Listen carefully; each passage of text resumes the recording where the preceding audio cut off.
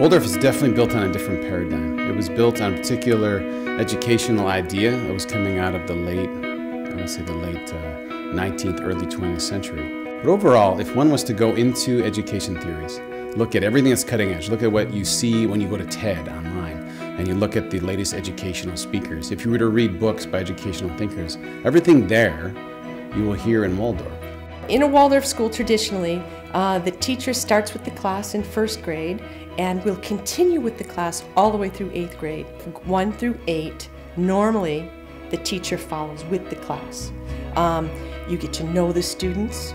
You get to know exactly where each student is socially, developmentally, academically. You can work with each one of those students and their parents, and you can present and address concepts, ideas, and skills when the groups or individuals within the groups are ready to tackle it, when they're ripe, we call it. I have a son, he's 20, and I was studying to become a teacher, and when he was in kindergarten, I was really doing a lot of research, and I discovered Waldorf education. And I immediately said, yes, that's what I want to teach, and that's what I want my child to participate in.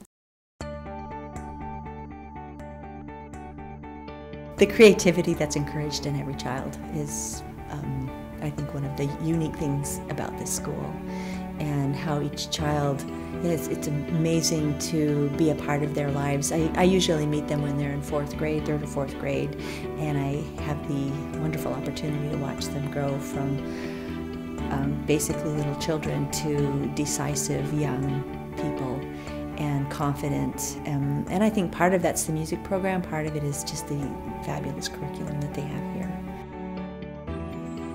No, I really love my job. It's these kids, they're encouraged to practice. Their parents encourage them to practice. I get support from the school as a music teacher. It's just a wonderful job.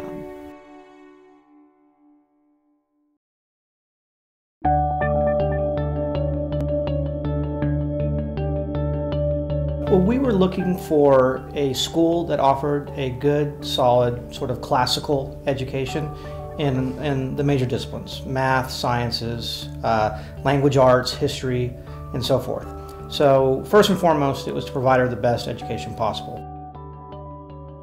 I know that for the first time in her life, she loves to learn. And she's engaged, and not just school, just anything. We talk about all sorts of different things.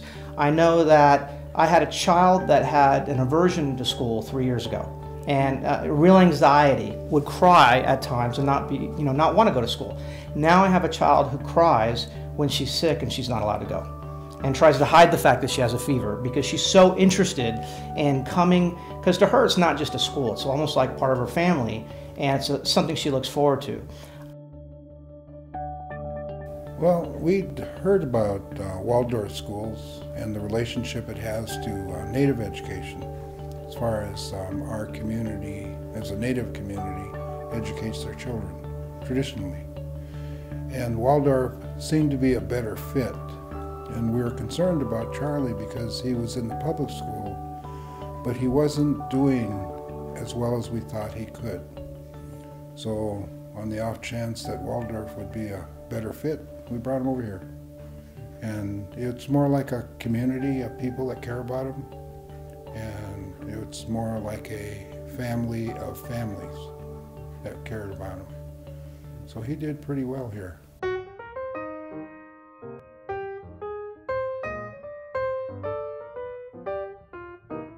I actually remember eating lots of good food and having a lot of fun baking and making dough and bread and climbing trees, playing in the dirt and the sand. All things I feel like small children naturally like to do. My first experiences are of play. It's really different from every other kid's, growing up, because I think the imagination, that's the whole Waldorf mantra, is imagination, but it really helps you. And you kind of get to discover how you learn when you go to Waldorf, and you get to explore who you are and who you want to be. I feel like I would be less of a well-rounded human being if I hadn't gone to Waldorf. I would say that Waldorf education is the inheritor of the classical education. There was a movement back in the 50s in the United States called the Great Books, where people went back to the sources and read those ancients of the past, purely in the primary source level. And they tackled the old stories, the old civilization. They wrestled with everything in its original context. If they were going to learn about medieval science, they studied medieval science. If they're going to learn about Renaissance, they did Renaissance work. Colleges like St. John's in Annapolis or Baltimore and Santa Fe still continue that tradition. Or the University of Chicago. Waldorf has done it since its conception. We've continued the classical education.